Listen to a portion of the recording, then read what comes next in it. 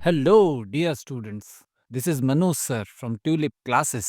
इस वीडियो में हम सॉल्व करने जा रहे हैं सीबीएसई क्लास 10th 2025-26 का इंग्लिश का सैंपल पेपर का ग्रामर सेक्शन। इस सेक्शन के 1 से 6 तक के क्वेश्चन का सॉल्यूशन वाला वीडियो ऑलरेडी अपलोड किया जा चुका है, जो आप मेरे चैनल मनोज सर इंग्लिश पर देख सकते हैं। आज का ये वीडियो पार्ट 2 है, जिसमें हम 7 to 12 तक के क्वेश्चन सॉल्व करेंगे। तो आइए अब शुरू करते हैं। ये रहा स्क्रीन पर हमारा क्वेश्चन पेपर। इसमें हम आज सॉल्व करने जा रहे हैं section B, that is writing skills and grammar. हमारे पास टोटल 12 क्वेश्चंस हैं, जिनमें से 6 क्वेश्चंस हम ऑलरेडी सॉल्व कर चुके हैं। अब हम सॉल्व करने जा रहे हैं 7 to 12। ये रहा स्क्रीन पर हमारा 7th क्वेश्चन, जो कि है complete the given opinion by filling the blank with the correct option. ये एक तरीके का ऐसा स्टेटमेंट है जिसमें लोगों का कुछ ओपिनियन मीन्स लोगों का विचार दिया गया है। इसमें करेक्ट आंसर क्या हो सकता है वो हमको फिल करना है। क्वेश्चन है, the experience of watching the movie left me dash grateful for knowing the importance of being empathetic to others. Options having felt, feel, feeling, feel. पहले हम समझने की कोशिश करते हैं कि सेंटेंस का मीनिंग हिंदी में क्या है। The experience of watching the movie, movie देखने का जो एक्सपीरियंस, लेफ्ट मी डैश, उस एक्सपीरियंस ने ग्रेटफुल फील कराया। For knowing the importance of being empathetic, ये जानने के लिए कि कितना इम्पोर्टेंट है एम्पैथेटिक होना, यानी दूसरों से एम्पैथी रखना, दूसरों के लिए काइंडली फीलिंग रखना कितना ज़रूरी है, ये मुझे मूवी देखकर समझ में आया। लेफ्ट के साथ हमको सही जो वर्ड है वो फिल करना है। Left me having felt grammatically incorrect है। सही आंसर यहाँ पर आएगा लेफ्ट मी फीलिंग, क्योंकि इसका मीनिंग इस तरीके से निकल रहा है लेफ्ट मी फीलिंग कि मूवी देखने के बाद में सोचते रहा, महसूस करते रहा। क्या महसूस करते रहा? ग्रेटफुल महसूस करते रहा। इसलिए हमारा सही आंसर होना चाहिए फीलिंग। इस प्रकार के जो क्वेश्चंस होते हैं उनको सॉल्व करने का सिर्फ एक ही ट्रिक है, वो ट्रिक है कि आप उसका सही मीनिंग एक्सट्रैक्ट करें। उसमें ग्रामेटिकल रूल्स काम नहीं करते हैं, सिर्फ मीनिंग के बेसिस पर इन क्वेश्चंस को सॉल्व किया जा सकता है। हमारा नेक्स्ट जो है 8th क्वेश्चन, वो है the given question has an error, select that correctly identifies the error and the correction. Question है हमारा, which kind of person does something like that. हमारे पास 4 ऑप्शंस हैं, ए, बी, सी, डी। इसमें एरर के साइड में first में विच दिया हुआ है, सेकंड करेक्शन व्हाट, मीन्स यदि विच रॉन्ग है तो करेक्शन व्हाट आएगा। यदि सेंटेंस में काइंड रॉन्ग है तो उसकी जगह काइंड्स आना चाहिए। यदि समथिंग रॉन्ग है तो उसकी जगह समथिंग्स आना चाहिए। यदि दैट रॉन्ग है तो उसकी जगह दिस आना चाहिए। हमको देखना है कि इसमें क्या रॉन्ग है। इसमें विच ये वर्ड रॉन्ग है। विच काइंड ऑफ पर्सन नहीं होता है, फ्रेज होता है व्हाट काइंड ऑफ पर्सन। तो हम ऑप्शन हमारा ए मार्क करेंगे। हमारे ऑप्शन में ऑलरेडी दिया हुआ है विच इनकरेक्ट, एरर की जगह पर विच दिया हुआ है और करेक्शन की जगह पर व्हाट दिया हुआ है। तो ये हमारा आंसर है। हमको सिर्फ बताना है कि ये ऑप्शन इसका सही आंसर है। फिर से हमारे पास एक क्वेश्चन आ रहा है, वो है रिपोर्टेड स्पीच का question. Report the following question, she said to her sister, are you joining us for lunch today. अब इसमें हमको इस आंसर को कंप्लीटली सॉल्व करना है। इसमें थोड़ा सा भी पोर्शन नहीं दिया हुआ है। हम देखते हैं हमारी रिपोर्टिंग वर्ब है सेड टू, और जो रिपोर्टेड स्पीच है वो एक इंटरोगेटिव सेंटेंस है, are you joining us for lunch today. और ये ऐसा इंटरोगेटिव सेंटेंस है जो हेल्पिंग वर्ब से स्टार्ट हो रहा है। तो चलिए हम इसको सॉल्व करते हैं। जो हमारी रिपोर्टिंग वर्ब है सेड टू, पहले हमको इसको चेंज करना पड़ेगा। हम इसको चेंज करते हैं she said to, past tense में दिया हुआ है इसलिए हम इसको करते हैं शी आस्क्ड।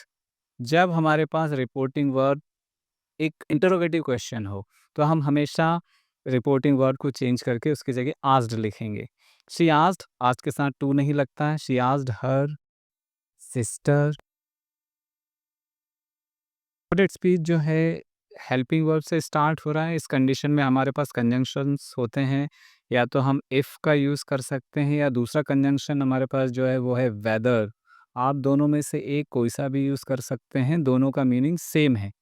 उसके बाद इसको हमको ले जाना होगा यहाँ सब्जेक्ट के बाद और पास्ट टेंस में चेंज करना होगा। सब्जेक्ट हमारा रिपोर्टेड स्पीच का है यू। यू का कनेक्शन होता है ऑब्जेक्ट से। यू का कनेक्शन यहाँ पर हर सिस्टर ऑब्जेक्ट है, यू का कनेक्शन हर सिस्टर से है। तो यहाँ पर हम इसका प्रोनाउन यूज़ करेंगे यू की जगह, हर सिस्टर की जगह, और यू को हटाकर प्रोनाउन वो हो जाएगा शी। आर सब्जेक्ट के बाद जाएगा और उसके बाद पास्ट टेंस में चेंज करना होगा, क्योंकि हमारा जो सेंटेंस है वो पास्ट टेंस में दिया हुआ है, यहाँ सेड टू दिया हुआ है, हम उसको आस्क्ड में चेंज कर रहे हैं।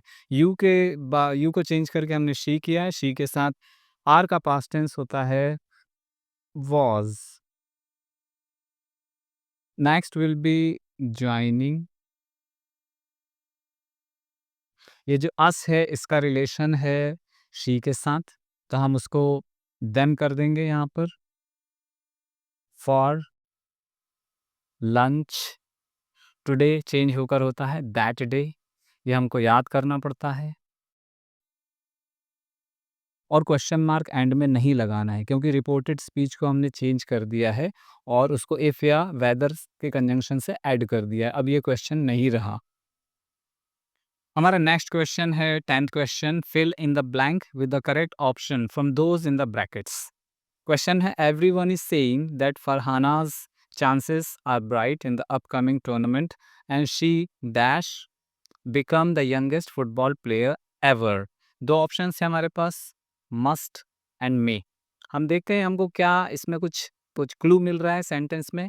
हमको यहाँ पर एक वर्ड मिल रहा है जिसका मीनिंग है जो है कि चांसेस, जिसका मीनिंग है एक संभावना को लेकर ये वर्ड यूज़ किया जाता है। और हमारे पास जो दो ऑप्शंस है वो मॉडल वर्ब्स हैं, एक है मस्ट और दूसरा है मे। पॉसिबिलिटी के लिए, संभावना के लिए हमेशा हम मे का यूज़ करते हैं। हमारा ऑप्शन रहेगा मे, यहाँ हमको लिखना होगा मे। क्वेश्चन का मीनिंग है कि सभी लोग ये कह रहे हैं कि फरहाना के चांसेस बहुत अच्छे हैं अपकमिंग टूर्नामेंट के लिए, वो बन सकती है यंगेस्ट फुटबॉल प्लेयर, अभी तक की सबसे कम उम्र की फुटबॉल प्लेयर बन सकती है। इसलिए हमारा करेक्ट आंसर है वो है मे। हमारा 11th क्वेश्चन है, fill in the blank to complete the sentence in a teacher's diary by choosing the correct option. Question है, dash student in the class submitted their assignment on time. हमारे पास जो blank के बाद जो word है वो है स्टूडेंट। स्टूडेंट के साथ ऑल नहीं आ सकता, क्योंकि ऑल प्लूरल के साथ यूज होता है और स्टूडेंट सिंगुलर है। One student in the class submitted there के साथ वन नहीं आ सकता है। आ स्टूडेंट के साथ भी देयर का कोई मैच नहीं है, इसलिए हमारा आंसर होगा एवरी स्टूडेंट। वैसे यहाँ पर देयर एवरी के साथ भी मैच नहीं होता है, लेकिन नियरेस्ट जो आंसर है वो है एवरी। तो हम यहाँ पर हमारा आंसर लगाएंगे एवरी, जिसका मीनिंग है कि हर एक स्टूडेंट ने अपने असाइनमेंट को टाइम पर, क्लास में जो असाइनमेंट दिए गए थे उनको टाइम पर सबमिट किया है। आंसर है हमारा एवरी। सेक्शन बी का हमारा लास्ट और 12th क्वेश्चन है, choose the correct option to fill in the blank. Question है, I looked inside the bucket and saw there was dash water in it, so they had to add more to use. पहले हम question का meaning Hindi में समझते हैं। I looked inside the bucket, मैंने bucket के अंदर देखा, बाल्टी के अंदर देखा, एंड सॉ और ये देखा कि देयर वाज डैश वाटर, कि उसमें डैश वाटर था। सो दे हैड टू ऐड, इसलिए उनको और ऐड करना पड़ा, और ज़्यादा ऐड करना पड़ा यूज़ करने के लिए। मतलब मीनिंग इस तरीके से निकल रहा है कि पानी कम था तो और उसको ऐड करना पड़ा यूज़ करने के लिए। एनी वाटर, कोई का मीनिंग यहाँ पर सूट नहीं हो रहा है। लीस्ट वाटर, लीस्ट का मीनिंग होता है कम से कम। फ्यू का मतलब होता है थोड़ा सा, जो कि काउंटेबल चीज़ों के लिए यूज़ होता है, लेकिन वाटर है हमारा अनकाउंटेबल, इसलिए हम नेगेटिव सेंस के लिए और क्वांटिटी के लिए जो यूज़ होने वाला हमारा जो क्वांटिफायर होता है वो होता है लिटिल, इसलिए इस क्वेश्चन का सही आंसर है लिटिल। इस तरीके से हमारा सेक्शन बी का जो ग्रामर पोर्शन है वो कंप्लीट होता है। नेक्स्ट है राइटिंग सेक्शन, उसको हम नेक्स्ट वीडियो में कवर करेंगे। Thank you.